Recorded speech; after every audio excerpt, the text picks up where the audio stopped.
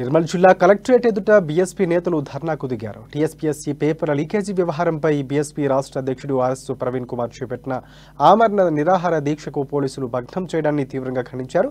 ఇక అనంతరం ప్రభుత్వ దిష్టిబొమ్మను దహనం చేశారు.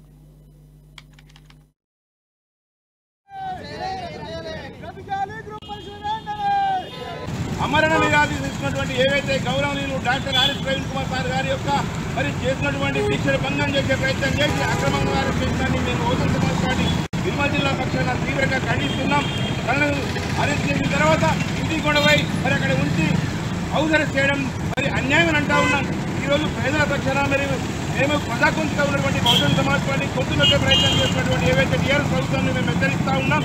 ఈరోజు ప్రజలకు సంబంధించినటువంటి విద్యార్థులకు సంబంధించినటువంటి నిధులు నియామకాలైనటువంటి పేరు మీద మరి తెలంగాణకు ఏర్పడితే ఈ రోజు మరి విద్యార్థులకు మరి మొన్నటి వరకు పోలీసు ఉద్యోగాల కోసం మరి 2 మంది మరి ఉద్యోగస్తులు అని చెప్పేసి ముగ్గురిని పుట్టబెట్టుకున్న ప్రభుత్వం నేడు గ్రూప్ 1 యొక్క ప్రశ్నాపత్రాలను తీసేసి ఈరోజు మరి దానికి విద్యార్థుల పండుగటువంటి మా రాష్ట్ర అధ్యక్షుడు ఆర్ఎస్ ప్రవీణ్ సార్ని మరి అక్రమంగా చేయడం ఎంతవరకు సమంజసమని మేము అంటా ఉన్నాం.